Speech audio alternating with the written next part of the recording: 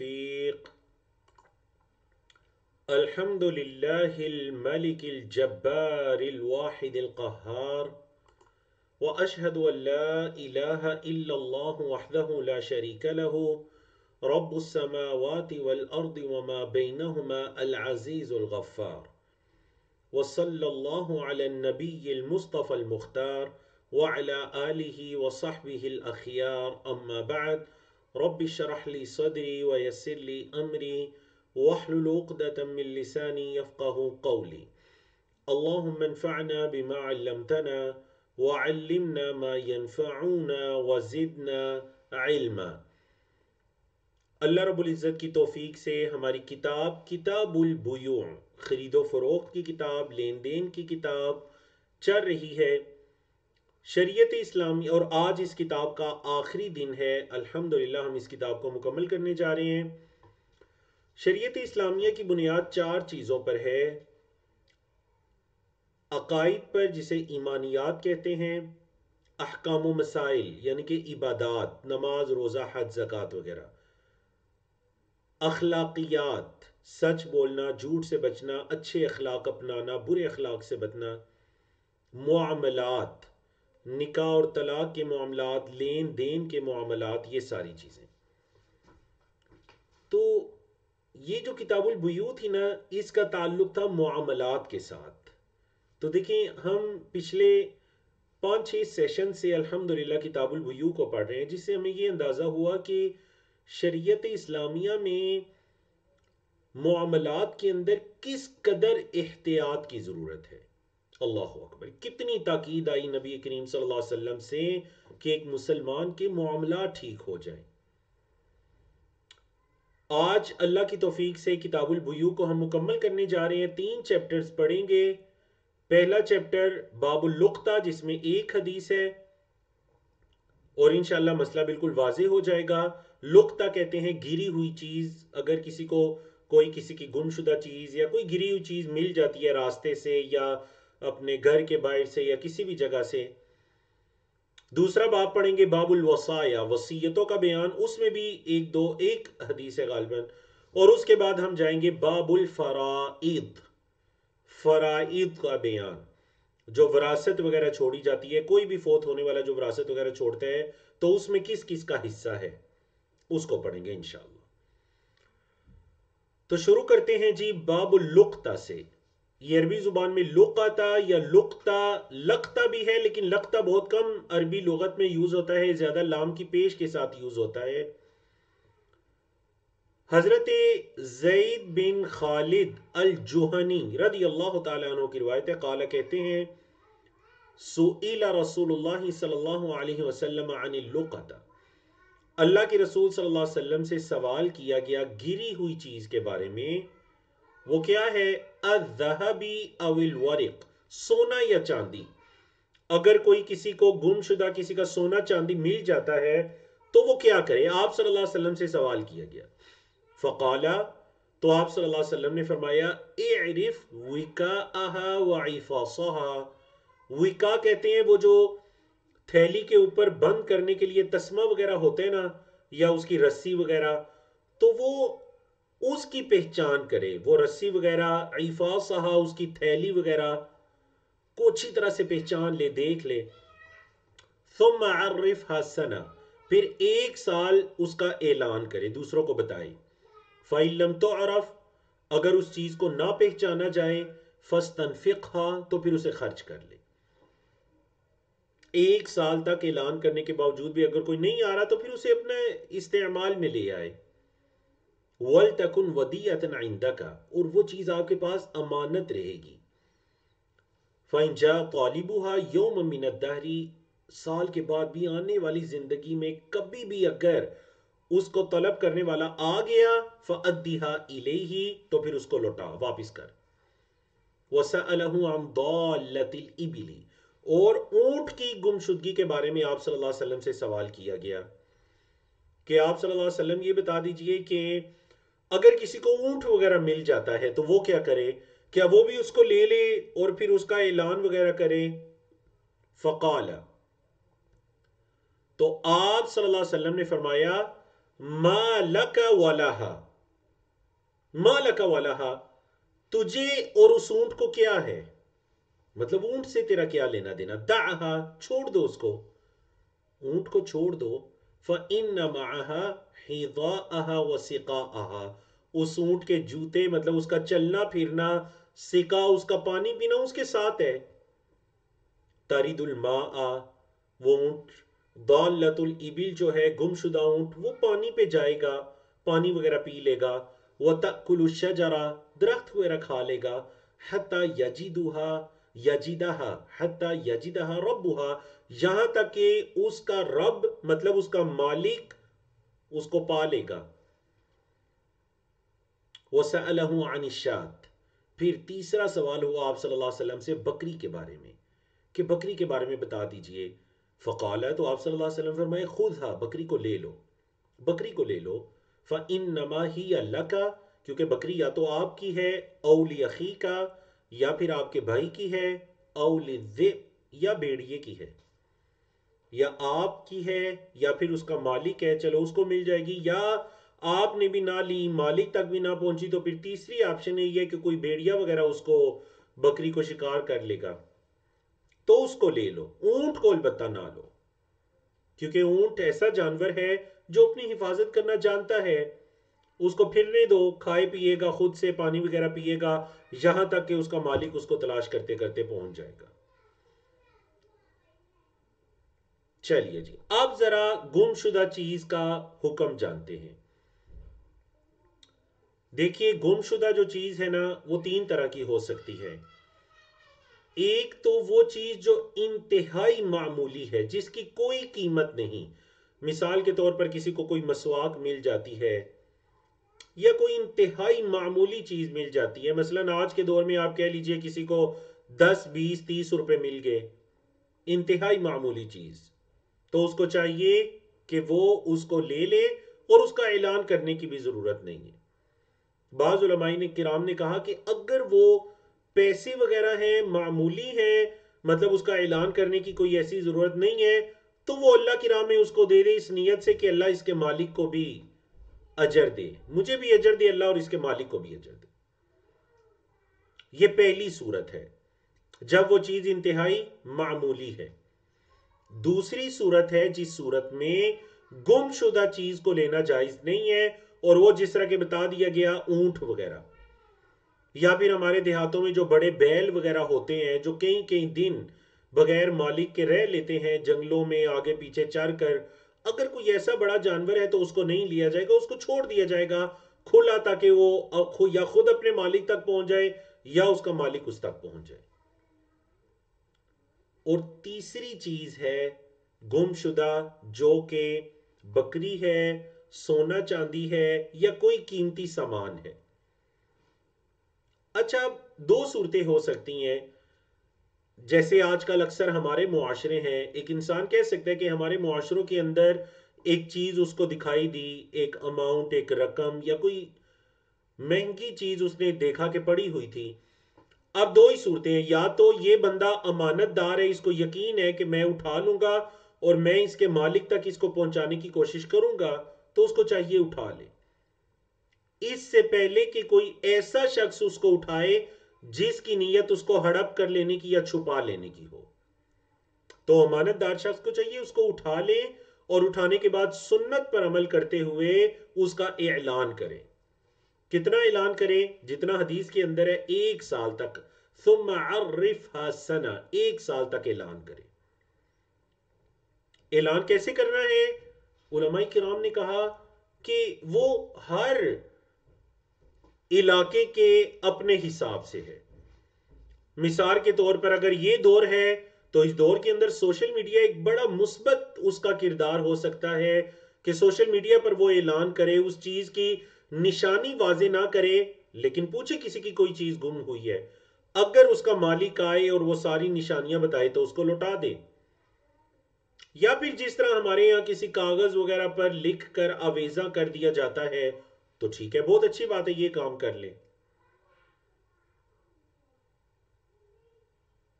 تو اگر 1 سال تک وہ اعلان کرتا رہا، اس کے مالک کی تلاش میں رہا، لیکن اس کا مالک نہیں مل سکا، تو پھر اس کو خرچ کر لے.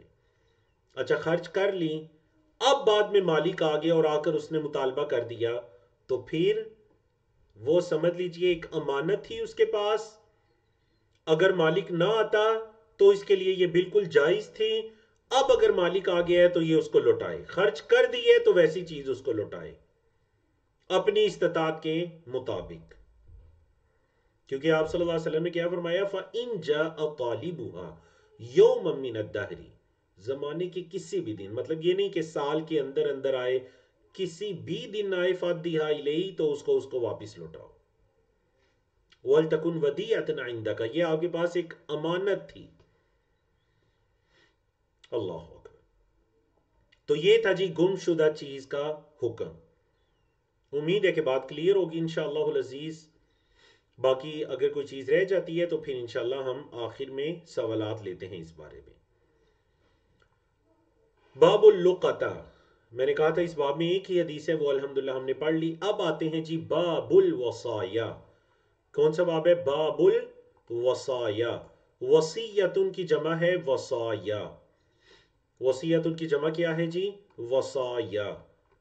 ان عبداللہ ابن عمر رضی اللہ عنہما ان رسول اللہ صلی اللہ علیہ وسلم قال، حضرت عمر کے بیٹے حضرت عبداللہ رضی اللہ تعالیٰ عنہما سے روایت ہے کہ اللہ کے رسول صلی اللہ علیہ وسلم نے فرمایا، ما حق امرئ مسلم له شیء یوصی فیہ یبیت لیلتین الا ووصیته مکتوبۃ عنده. ما حق امرئ مسلم، نہیں حق پہنچتا کسی مسلمان شخص کو، لہو شیئن جس کے پاس کوئی چیز ہے، یوصی فیہ کہ اس میں وہ وصیت کر سکتا ہے، یبیت لیلتینی کہ وہ 2 راتیں گزارے، الا مگر، ووصیتہ مگر اس کی وصیت، مکتوبۃ عندہ اس کے پاس لکھی ہوئی ہونی چاہیے. جس کے پاس ایسی چیز ہے کہ وہ قابل وصیت ہے تو اسے چاہیے کہ کوئی رات وصیت کو لکھے بغیر نہ گزارے. زیادہ مسلم، امام مسلم نے یہ الفاظ زیادہ لائے اپنی کتاب میں.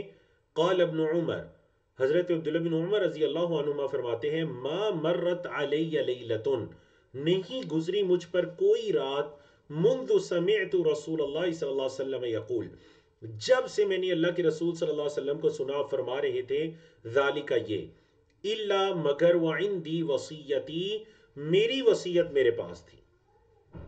ایسا نہیں ہوا کہ آپ صلی اللہ علیہ وسلم کا یہ فرمان سن کر کوئی ایسی رات میری زندگی میں گزری ہو جب میری وصیت میرے پاس نہ ہو. کتنی اہمیت ہے جی وصیت کی. تو وصیت کے احکام و مسائل کی طرف آتے ہیں. آپ کو پتہ ہے نا حکم 5 طرح کے ہوتے ہیں. شریعت اسلامیہ میں حکم کتنی طرح کے ہیں؟ 5، جنہیں کہا جاتا ہے احکام تکلیفیہ. سب سے پہلا ہے واجب یا فرض، واجب یا فرض. دوسرا ہے مستحب جسے آپ سنت کہتے ہیں، سنت مستحب. تیسرا ہے مکروہ جس کا کرنا مکروہ ہے. چوتھا ہے حرام، یا مکروہ کے بعد آپ کہہ لیجئے، ہاں چوتھا آپ کہہ لیجئے حرام. اور پانچواں ہے مباح جس کا کرنا جائز ہے، مباح ہے. مطلب اس کا حرام و حلال کے ساتھ یا سنت یا کراہت کے ساتھ، مکروہ ہونے کے ساتھ تعلق نہیں ہے، اس کا کرنا جائز ہے. جیسے کوئی آپ آ کر آپ سے پوچھے کہ یہ لباس پہننا، تو آپ کہیں گے یہ لباس پہننا جائز ہے کیونکہ اللہ کے رسول صلی اللہ علیہ وسلم نے اسے منع نہیں فرمایا. ہاں واجب یا حرام نہیں ہے، جائز ہے، مباح ہے. یہ 5 طرح کے احکامات ہیں. وصیت میں یہ 5 احکامات پائے جاتے ہیں. وصیت کا کرنا واجب ہے کب؟ جب انسان کے ذمے کچھ فرائض ہیں، کچھ حقوق ہیں. مطلب یہ کہ میں نے بہت سے بندوں کا قرض دینا ہے، حقوق و واجبات ہیں، تو سمجھ لیجئے میرے پہ وصیت کرنا، اس کو اپنے پاس لکھ کر رکھنا، یہ میرے لیے واجب ہے، لازم ہے. کہیں ایسا نہ ہو کہ آخری وقت آ جائے اور اس انسان نے وصیت کو نہ لکھ کر رکھا ہو اور وہ قبر میں جائے لوگوں کے ان حقوق و واجبات کے ساتھ. تو اس صورت میں جب اس کے ذمے حقوق ہیں، واجبات ہیں، مثلا کوئی کسی جگہ جاب کرتے ہیں، اس نے تنخواہیں تقسیم کرنی ہے، کوئی کسی نے وراثت میں کسی کا حصہ دینا ہے، حقوق و واجبات ہے، قرض کسی کا لوٹانا ہے، ایسی صورت میں لکھ کر رکھا جائے. ہمارے یہاں بہت سستی ہے اس بارے میں، کوئی اپنے پاس لکھ کر نہیں رکھتا. لکھ کر رکھا جائے.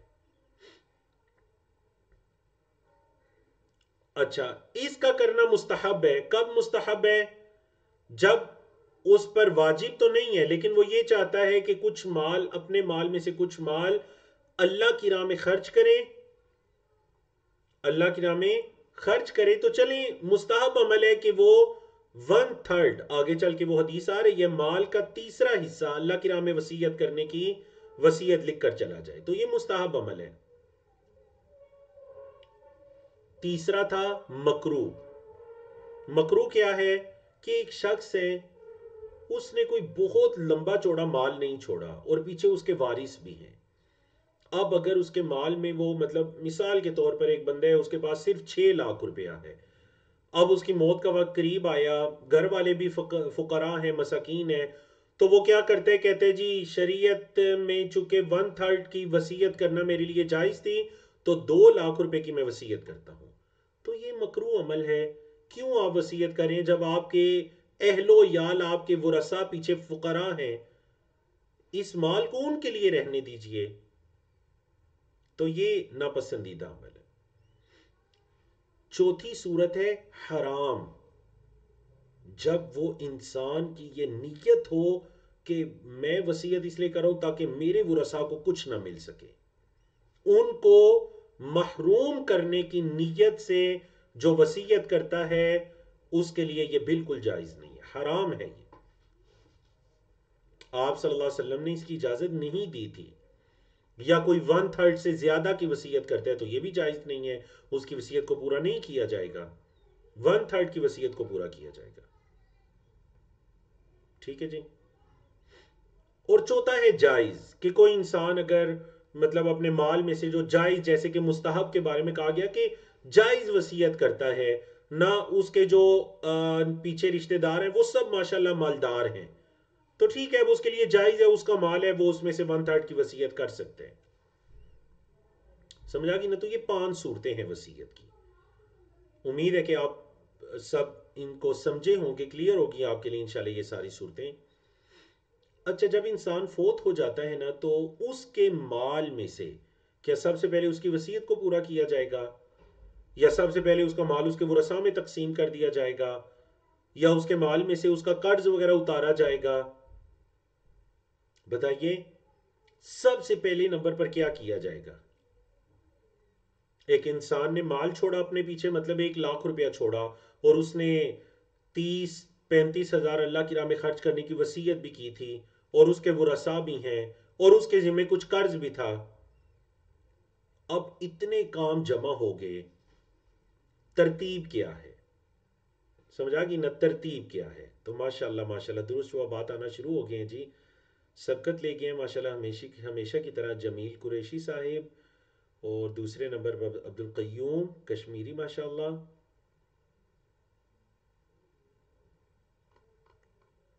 دو باقی بھی ماشاءاللہ جوابات آ رہے ہیں، لیکن یہ 2 جوابات درست آئے ہیں ماشاءاللہ. یاد رکھیے گا، مال میں سے سب سے پہلے جو حق ادا کیا جائے گا وہ تجہیز و تکفین ہے. اس کے کفن دفن کا انتظامات کیے جائیں گے.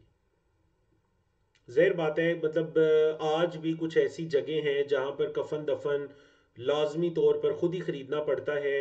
بعض ایسی جگہ بھی ہیں جہاں پر ڈونیٹ کر دیا جاتا ہے، کوئی نہ کوئی لا دیتا ہے، رشتہ داروں میں سے کوئی لا دیتا ہے، یا تو اگر کوئی نہیں لا کر دے رہا تو اس کے مال میں سے سب سے پہلے اس کے کفن دفن کا انتظام کیا جائے گا.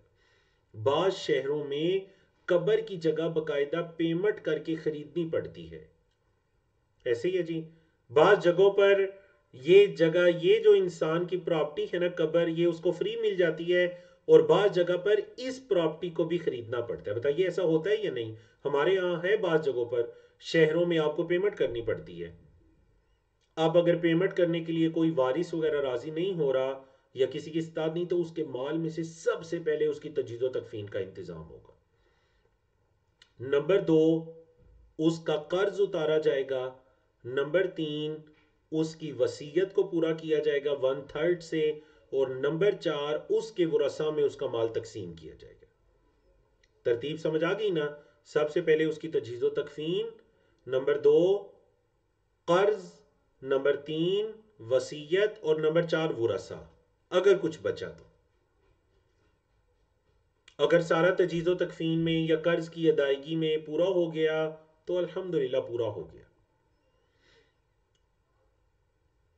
چلیے جی، تو یہ وصیت کی اہمیت ہے اور وصیت کے مختصر احکام و مسائل ہیں. اب ایک مسئلہ یہاں پر آ رہا ہے کہ وہی جو میں نے کہا 1/3 مطلب 6 لاکھ میں سے 2 لاکھ کی وصیت آپ کر سکتے ہیں، اس سے زیادہ کی نہیں. 3 لاکھ کی نہیں کر سکتے، نصف مال کی نہیں کر سکتے. 1/3 کی کر دیں اللہ کی راہ میں خرچ کرنے کی اگر کوئی کرنا چاہتا ہے. یہ حدیث اس کی دلیل ہے. حضرت سعد بن ابی وقاص رضی اللہ عنہ کی روایت. ان سعد بن ابی وقاص رضی اللہ عنہ قال، حضرت سعد بن ابی وقاص رضی اللہ عنہ سے روایتیں کہتے ہیں، جاءنی رسول اللہ صلی اللہ علیہ وسلم یعودنی، اللہ کے رسول صلی اللہ علیہ وسلم میرے پاس تشریف لائے میری عیادت کرتے ہوئے. کب؟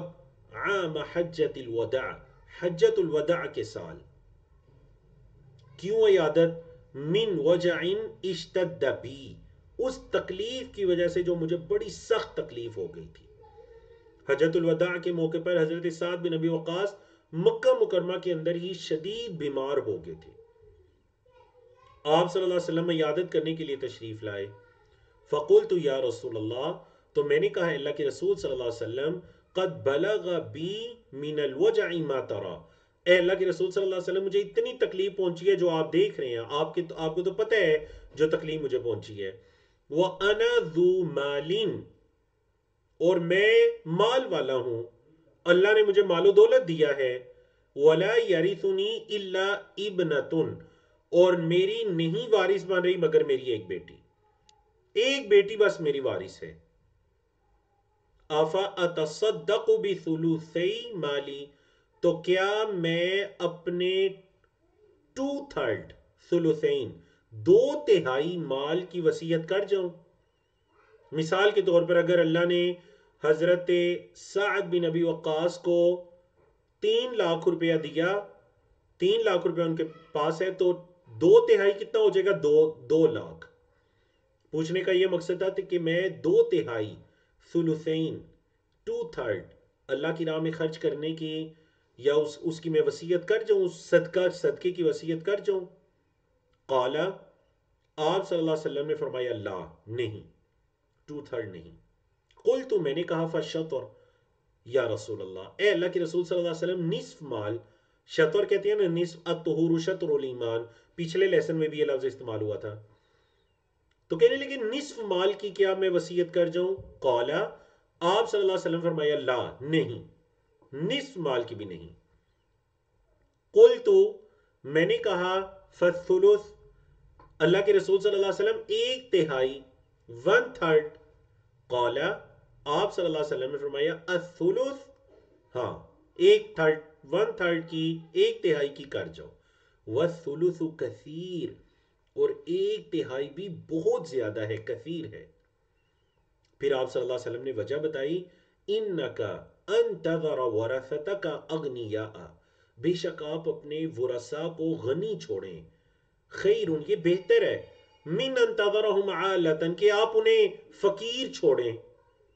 اپنے ورثاء کو فقر کی حالت میں چھوڑنے سے بہتر ہے کہ آپ انہیں غنی چھوڑیں.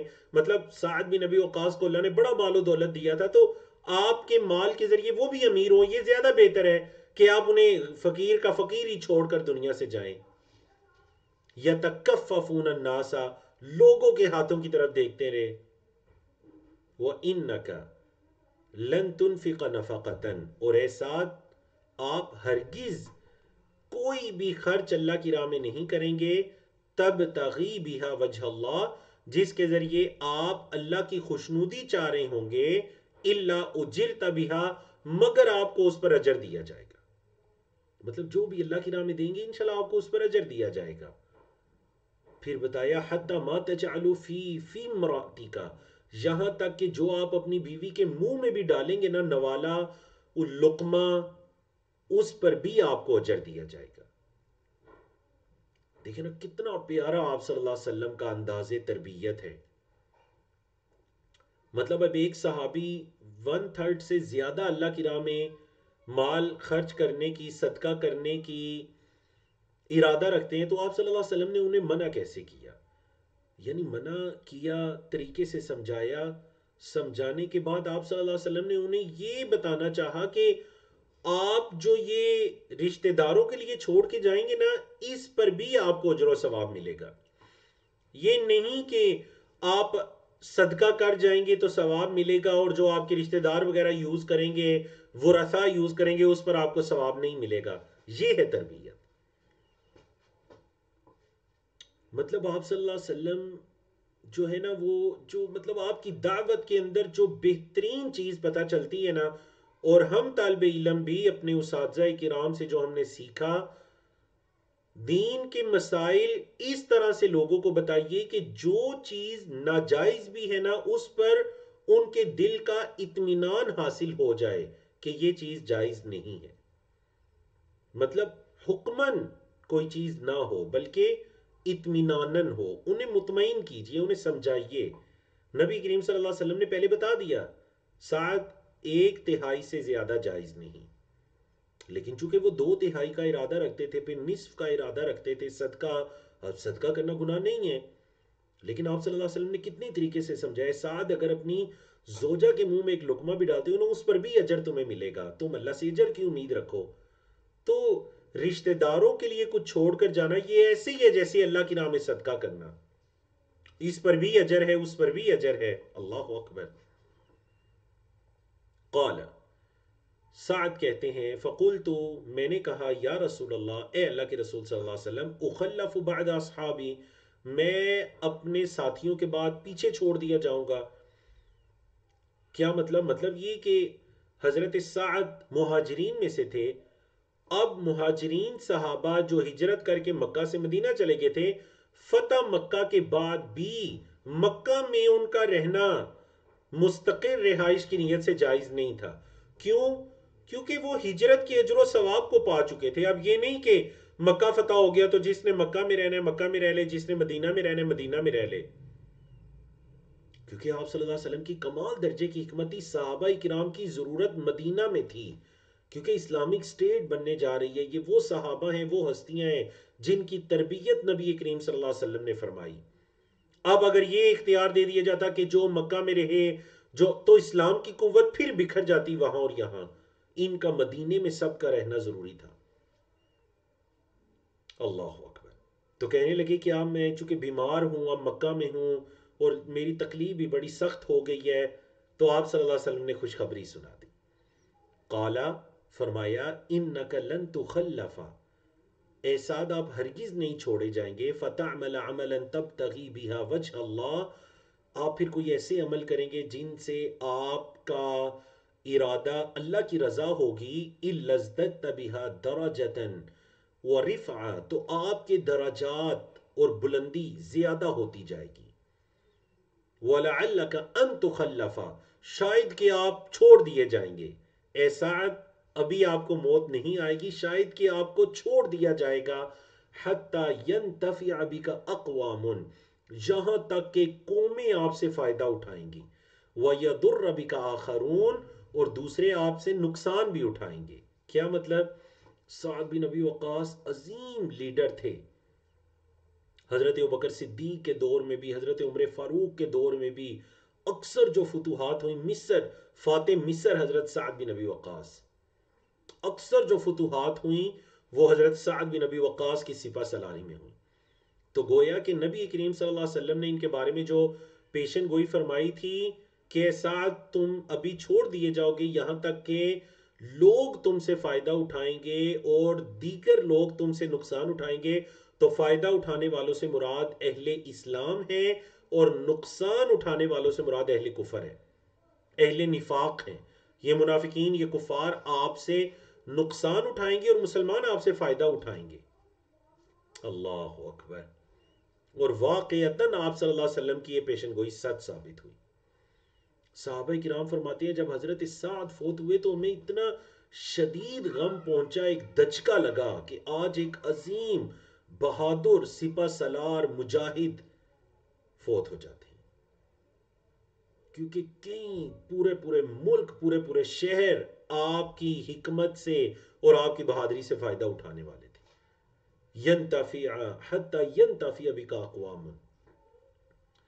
پھر آپ صلی اللہ علیہ وسلم نے کیا فرمایا؟ اللہم امضی لاصحابی ہجرتہم، اے اللہ میرے صحابہ کی، میرے ساتھیوں کی ہجرت کو جاری رکھ۔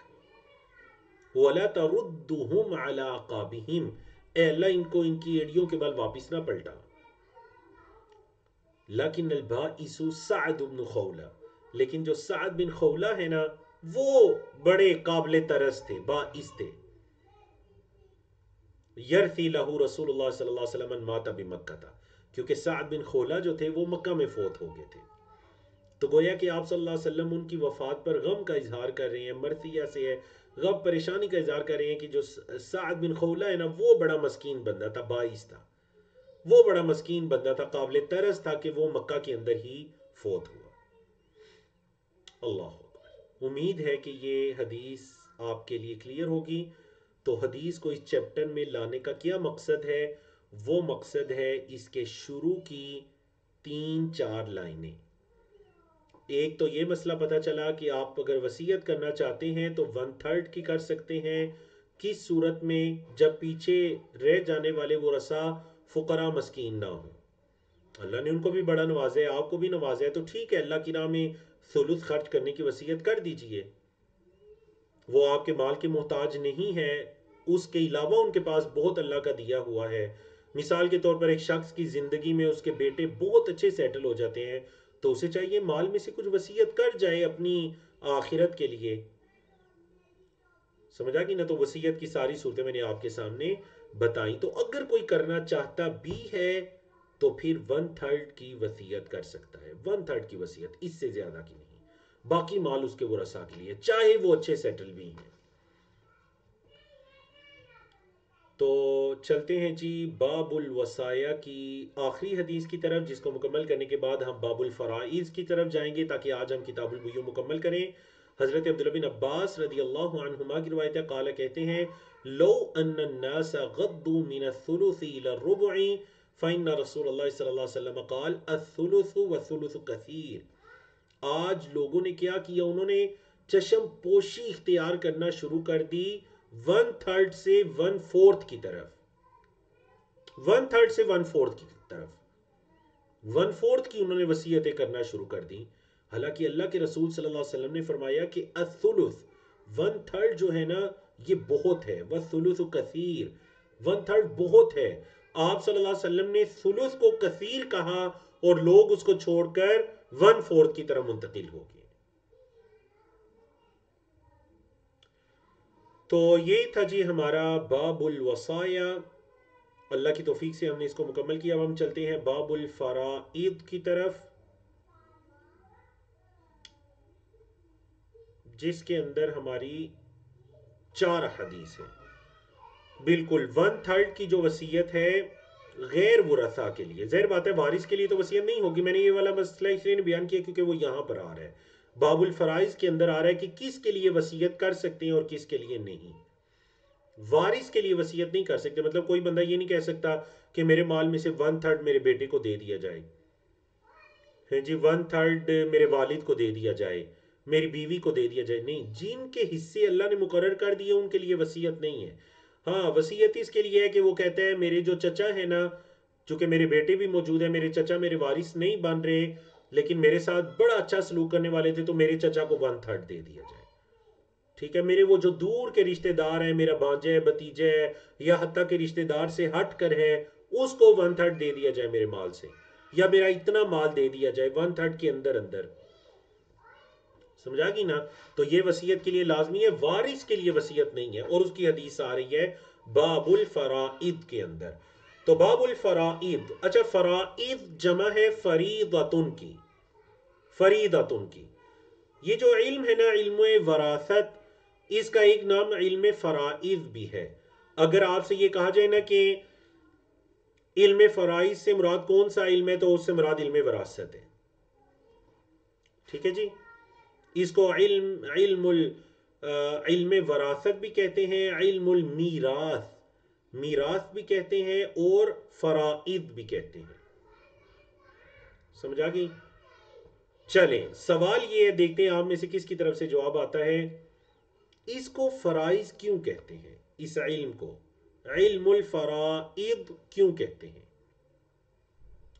حضرت عبداللہ بن عباس کی روایت ہے، کہتے ہیں کہ عن نبی صلی اللہ علیہ وسلم قال، نبی کریم صلی اللہ علیہ وسلم سے روایت کرتے ہیں، قال، آپ صلی اللہ علیہ وسلم نے فرمایا، الحق الفرائض بأہلها، فرائض کو ان کے اہل تک پہنچاؤ. الحق یلحق ہونے، ملحق کرنا، ملانا.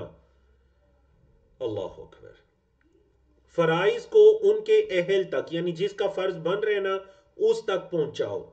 فما بقیہ، جو بچ جائے وہ کس کا ہے؟ فاہو علی اولا رجولین ذکرین، تو وہ مذکر مرد کا ہے. جو بچ جائے وہ مذکر مرد کا ہے. اللہ اکبر. اگلی حدیث میں پڑھ لیتے ہیں، پھر احکام و مسائل کی طرف آتے ہیں. وفی روایت، اور ایک روایت ہے کہ اقسم المال بین اہل الفرائض علی کتاب اللہ، اللہ کی کتاب کے مطابق اہل فرائض میں مال کو تقسیم کرو، مال کو تقسیم کرو اہل فرائض میں اللہ کی کتاب کے مطابق. فما ترکت الفرائض، جو فرائض چھوڑ دینا، فلیول رجل ذکر، تو وہ سب سے پہلے مذکر مرد کے لیے ہے. اولا کا مراد اقرب، یعنی جو قریبی مذکر ہے اس کے لیے ہے. پہلے جو جواب کی طرف آتے ہیں، ماشاءاللہ بہت ہی خوبصورت جوابات دیے گئے، اللہ آپ سے راضی ہو. ماشاءاللہ زبیر اسلام صاحب ہیں، جواب بالکل درست ہے. وہ کہتے ہیں بیکاز اٹس کمپلسری، تو چونکہ یہ لازمی ہے تو اس لیے ان کو فرائض کہا گیا. بالکل ٹھیک جواب ہے. دیکھیں حدیث میں بھی فرائض کہا گیا ہے. عبد القیوم صاحب جواب بالکل درست ہے، کیونکہ ان تمام کو اللہ نے خود سے بیان کیا قرآن میں.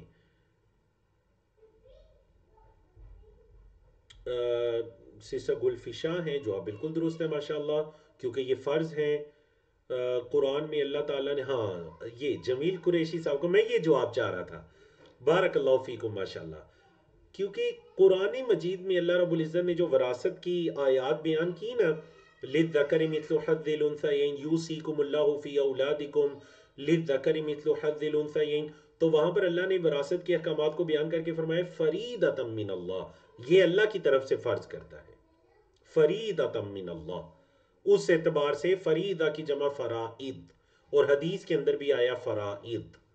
تو اس علم کا نام اس لیے پڑا چونکہ قرآن میں بھی اس کو فریدہ کہا گیا اور حدیث کے اندر بھی اس کو فرائض کہا گیا. تو اس علم کا نام ہے علم الفرائض. ٹھیک ہے جی. اور اگرچہ کچھ حدیث کے اندر یہ آیا ہے کہ جو اگرچہ علماء کرام نے ان حدیث کے اندر کلام کیا ہے کہ وہ صحیح ثابت نہیں ہے، لیکن جو سب سے پہلے علوم اٹھائے جائیں گے ان میں سے یہ علم ہوگا، ان میں سے یہ علم ہوگا. تو بڑا دلچسپ علم ہے، آپ اس علم کو ضرور سیکھیے، ضرور سیکھیے. مطلب آپ کو شریعت کے حسن کے بارے میں پتہ چلے گا. آپ کو پتہ چلے گا کہ شریعت سے پہلے جو ناانصافی تھی، کوئی شخص فوت ہو جاتا تو اس کا مال اس رشتہ دار کو ملتا جو سب سے پاورفل ہوتا تھا، غریب مسکین کا کوئی حصہ نہ ہوتا. شریعت آئی، اتنا عدل و انصاف قائم ہوا، اللہ اکبر. تو آپ کے علم میں ہے کہ یہ جس چینل پر آپ کے عقیدے کے یا حدیث کے لیکچرز کو اپلوڈ کیا جاتا ہے، اسی چینل پر ایک باقاعدہ پلے لسٹ بنی ہوئی ہے علم المیراث یا علم وراثت کے نام سے. تو کسی دور کے اندر آج سے 5-6 سال قبل ہم نے شہر ریاض میں اس فن کو پڑھایا تھا وائٹ بورڈ پر، اور ساتھ ساتھ اس کو وہ وائٹ بورڈ پر لکھا گیا تھا. تو الحمدللہ کچھ بھائیوں نے وہاں پر بیٹھ کے اس کو لائیو کر دیا، بعد میں وہ ویڈیوز ڈاؤن لوڈ کر کے ہم نے یوٹیوب پہ اپلوڈ کی. کافی لوگ ان سے فائدہ اٹھاتے بھی ہیں، اٹھا بھی چکے ہیں. اس کے علاوہ دیگر بھی علماء کرام کے کافی پورے پورے کورسز پڑھے ہوئے ہیں. تو علم المیراث یا علم الفرائض کو لازمی سیکھیے، بڑا پیارا علم ہے. مجھے اس علم کے بارے میں تب کچھ آگہی حاصل ہوئی جب میں نے اس کو پڑھایا. پاکستان میں بھی پڑھا، سعودی عرب میں بھی پڑھا، لیکن مہارت حاصل نہیں ہوئی. یہاں تک کہ اس کو پڑھایا تو کچھ سمجھ بوجھ حاصل ہوئی اس علم کے بارے میں. تو آپ ضرور اس علم کو سیکھیے، سنیے. تقریباً وہ 14 گھنٹے کے لیکچرز پڑے ہوئے ہیں. اگر آپ وہ سن لیتے ہیں تو انشاءاللہ آپ یہ نہیں کہہ سکتے کہ مجھے نہیں پتا کہ اب کوئی فوت ہوا ہے تو اس کا حصہ کیا ہے، اگر آپ سن کر ساتھ ان کو لکھ لیتے ہیں، نوٹس بنا لیتے ہیں. ٹھیک ہے جی. سوال آیا جی راجل ذکر سے مراد کیا ہے؟ تو مذکر سے مراد یعنی جو بیٹا ہے، بیٹا اس سے مراد عصبہ ہے. اچھا اب دیکھیے جو رشتہ دار ہیں، سب سے پہلے تو یہ ہوگا، اچھا کچھ ایسے رشتہ دار ہیں جن کے حصے اللہ نے مقرر کر دیے. آپ کو پتا ہے کہ بیٹے کا کوئی حصہ شریعت اسلامیہ میں مقرر نہیں کیا گیا کہ بیٹے کو اتنا ملے گا، نصف ملے گا یا 1/3 ملے گا یا 2/3 ملے گا، 2/3. بیٹے کا حصہ مقرر نہیں ہے. کیوں نہیں مقرر؟ کیونکہ وہ عصبہ ہے. جو فرائض والوں کو دے کر جو کچھ بچے گا نا وہ سارا بیٹا لے لے گا. اور اگر اس کے ساتھ اس کی بہنیں بھی ہیں، بیٹیاں بھی ہیں، جو شخص فوت ہوا تو یہ بہنیں بھائی مل کر سارا مال لے لیں گے، حصہ نہیں ہوگا ان کا. مطلب یہ کہ ایک شخص فوت ہوا، اس نے اپنے ورثاء میں بیوی چھوڑی، والدین چھوڑے اور اولاد چھوڑی. اولاد میں بیٹے بھی ہیں، بیٹیاں بھی. اب جب یہ شخص فوت ہوا تو اس کے والدین کو حصہ ملے گا، بیوی کو حصہ ملے گا، باقی سارا کا سارا مال اس کے بیٹے بیٹیوں میں تقسیم ہو جائے گا. کیسے؟ للذکر مثل حظ الانثیین، مذکر کو مؤنث کا دگنا مل کر. تو اس وجہ سے بعض لوگ یہ سوال بھی کرتے ہیں بتائیے شریعت اسلامیہ میں بیٹے کا کتنا حصہ ہے؟ تو بیٹے کا کوئی حصہ مقرر نہیں ہے. بیٹا تو اصل مالک ہے. جو حصے والے ہیں ان کو جتنا حصہ ملے گا پیچھے سارا مال بیٹے کا ہو جائے گا. یہ مطلب ہے فَلْيَوْلَا رَجُلٍ ذَكَرٍ.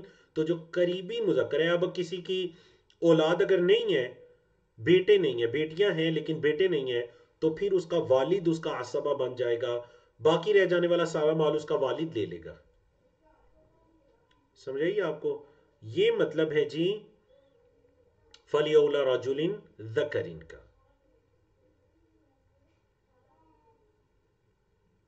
بیٹا نہیں پوتا ہے، اگر تو والد ہے تو والد عصبہ بنے گا. اور اگر والد بھی نہیں ہے، ایک شخص فوت ہوا جس کا بیٹا بھی نہیں ہے، والد بھی نہیں ہے، تو اس کا پوتا اس کا وارث بنے گا، وہ عصبہ بنے گا، وہ اس کا مال لے گا. چلیے جی یہاں پر ایک اور مسئلہ بیان ہونے جا رہا ہے، اور وہ مسئلہ یہ ہے کہ کیا مسلمان کافر کا وارث بن سکتا ہے، یا کیا کافر مسلمان کا وارث بن سکتا ہے؟ اور یہ روایت ہے حضرت اسامہ بن زید کی رضی اللہ عنہما. قال کہتے ہیں قلت یا رسول اللہ، میں نے کہا اللہ کے رسول صلی اللہ علیہ وسلم، اتنزل غدن فی داری کا بھی مکہ تھا. اے اللہ کے رسول صلی اللہ علیہ وسلم کیا کل آپ مکہ مکرمہ اپنے گھر میں جائیں گے؟ آپ صلی اللہ علیہ وسلم نے جب مکہ مکرمہ سفر کیا تو حضرت اسامہ نے پوچھا کہ کیا آپ صلی اللہ علیہ وسلم کل اپنے گھر میں جائیں گے؟ مکہ مکرمہ کہاں پر جا کر رہیں گے؟ قالا، آپ صلی اللہ علیہ وسلم نے فرمایا وَهَلْ تَرَكَ لَنَا عَقِيلٌ مِّن رِبَاعٍ، اور ایک حدیث کے اندر ہے من دارن، کیا عقیل نے کوئی گھر چھوڑا بھی ہے؟ یہ حضرت علی کے بھائی تھے، حضرت ابو طالب کے بیٹے تھے. حضرت علی رضی اللہ تعالیٰ عنہ کے بھائی تھے عقیل. نبی کریم صلی اللہ علیہ وسلم نے اور حضرت علی نے اور دیگر جو آپ صلی اللہ علیہ وسلم کے قریبی رشتہ داروں نے جب مدینہ منورہ ہجرت کی نا، تو یہ جو حضرت عقیل تھے نا، یہ انہوں نے جو ہجرت کرنے والے تھے انہوں نے کہا بس اب شاید کبھی واپس نہیں آئیں گے. یہ ان کے گھر بیچنا شروع ہو گئے، بیچ بیچ کر ان کو استعمال کرنے لگے. تو آپ صلی اللہ علیہ وسلم نے فرمایا، جب یہ کہا گیا نا کہ آپ کل مکہ اپنے گھر جائیں گے، تو آپ صلی اللہ علیہ وسلم نے فرمایا کیا عقیل نے ہمارا کوئی گھر چھوڑا بھی ہے، کوئی زمین کا ٹکڑا اس نے چھوڑا بھی ہے جہاں ہم جائیں گے؟ ثم قال، پھر آپ صلی اللہ علیہ وسلم نے فرمایا لا یرث الکافر المسلم، کافر مسلمان کا وارث نہیں بنے گا، ولا المسلم الکافر، اور مسلمان کافر کا وارث بھی نہیں بنے گا. یاد رکھیے گا وراثت کے اندر 3 طرح کی چیزیں ہیں جو موانع ہیں جن سے کوئی انسان وارث نہیں بن سکتا. نمبر 1 قتل. کیا مطلب قتل؟ مطلب اگر ایک بیٹا اپنے والد کو قتل کر دیتا ہے تو یہ بیٹا اس کا وارث نہیں بنے گا.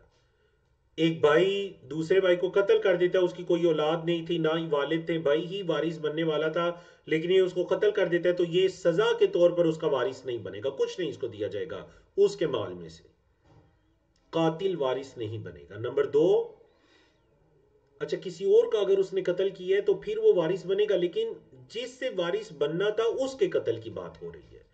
نمبر 2 اختلاف الدین. دین الگ الگ ہے، ایک کافر ایک مسلمان ہے تو یہ اگر دین الگ الگ ہے تو ایک دوسرے کے وارث نہیں بنیں گے.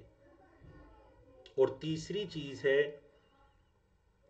جو غلامی. اگر ایک آزاد ہے دوسرا غلام ہے تو یہ اس کا وارث نہیں بنے گا. سمجھا کیجیے آپ کو اس حدیث کی. آگے چلیے، اور یہ مسئلہ ہم بڑی تفصیل کے ساتھ پڑھ چکے ہیں. حضرت عبداللہ بن عمر کی روایت ہے، پہلے آپ کو یاد ہوگا حضرت عائشہ کی روایت سے یہ مسئلہ آیا تھا.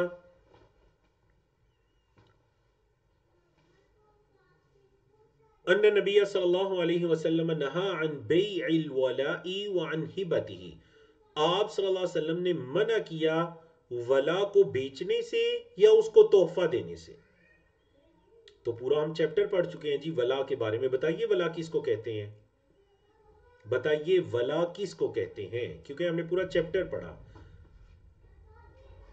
اگلی روایت ہے حضرت عائشہ کی، یہ وہی ہے جو پہلے بھی گزری ہے، حضرت بریرہ والی، اور اس روایت کا بھی ٹاپک یہی ہے.